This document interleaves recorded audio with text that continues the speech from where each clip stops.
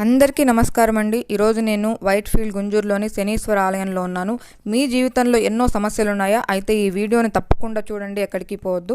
ఈ వీడియోలో మనం ఏం చూడబోతున్నాం అంటే నవగ్రహ ప్రదక్షిణలు ఎలా చేయాలి, ప్రదక్షిణాలు చేసేటప్పుడు మనసులో మనం ఏ మంత్రాన్ని ఎలా స్మరించుకోవాలి, ఆ మంత్రం యొక్క మీనింగ్ ఏంటి, ప్రతి ఒక్క విషయం మనం ఈరోజు తెలుసుకున్నాం. వీడియో చాలా ఇంట్రెస్టింగ్గా ఉండబోతుంది, తప్పకుండా మొత్తం చూడండి.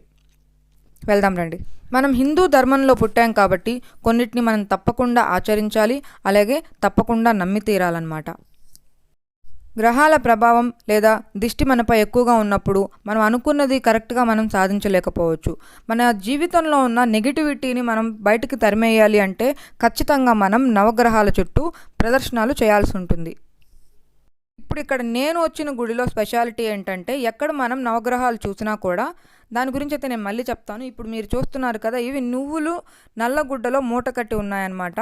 వీటిని మన తల చుట్టూ అలా తిప్పుకొని ఆ మంటల్లో వేసేస్తే మనపై ఉన్న దిష్టి ప్రభావం అనేది పోతుంది అని ఇక్కడ భక్తులందరూ కూడా నమ్ముతారు.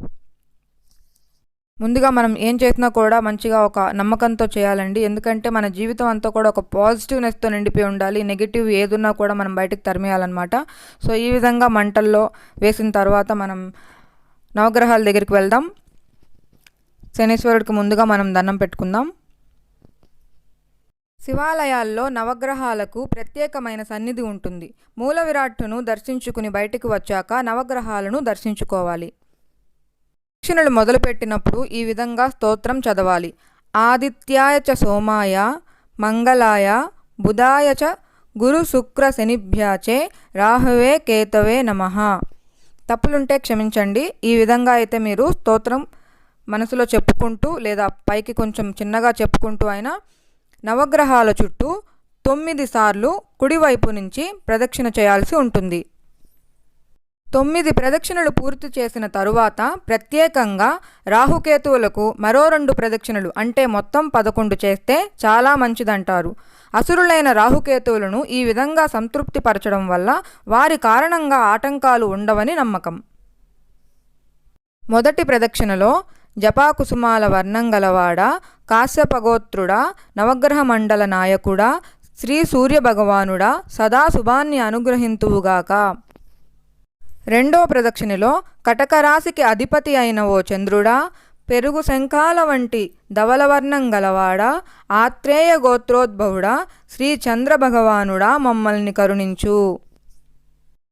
మూడో ప్రదక్షిణలో బంగారు రంగుతో మెరిసిపోయేవాడా, వృశ్చిక మేషరాశులకు అధిపతి అయినవాడా, భరద్వాజ గోత్రుడా, శ్రీ అంగారకుడా మాకు మంగళాలను ప్రసాదించు అని స్మరించుకోవాలి. నాలుగో ప్రదక్షిణలో నల్లని వర్ణం గలవాడా, కన్యా మిథున రాశులకు అధిపతి అయినవాడా, ఉత్తర దిశలో బాణరూప మండలంలో వసించేవాడా, శ్రీ బుధరాజా మాకు మేలు కలిగింతువుగాక. ఐదో ప్రదక్షిణలో అంగీరస గోత్రుడా, ధనస్సు మీనరాశులకు అధిపతుడా, దేవగురువైన బృహస్పతికి శ్రీ గురు భగవానుడా మాపై కరుణను వర్షించు.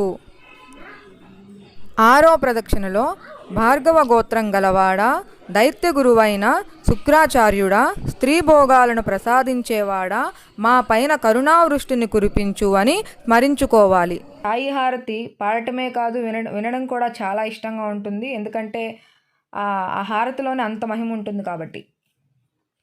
ఇప్పుడు మనం అన్నపూర్ణాదేవిని దర్శించుకుందాం రండి. ఇక్కడ భక్తులు విరాళాలు కూడా ఇస్తూ ఉంటారు, అన్నదానం చేస్తారు ఇక్కడ.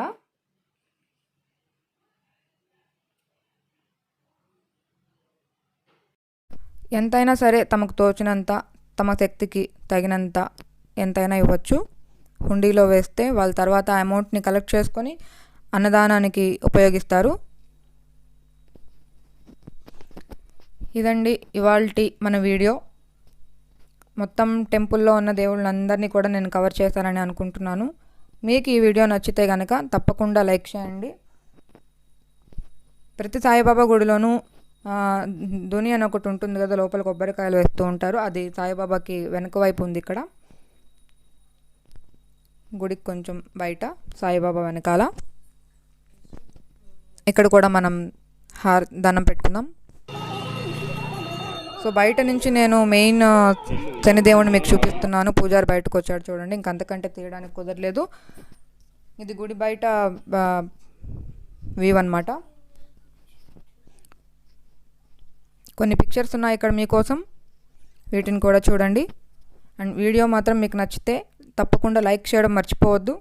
కొత్తగా చూస్తున్న వాళ్ళు కనుక అయితే ఛానల్ని సబ్స్క్రైబ్ చేయండి.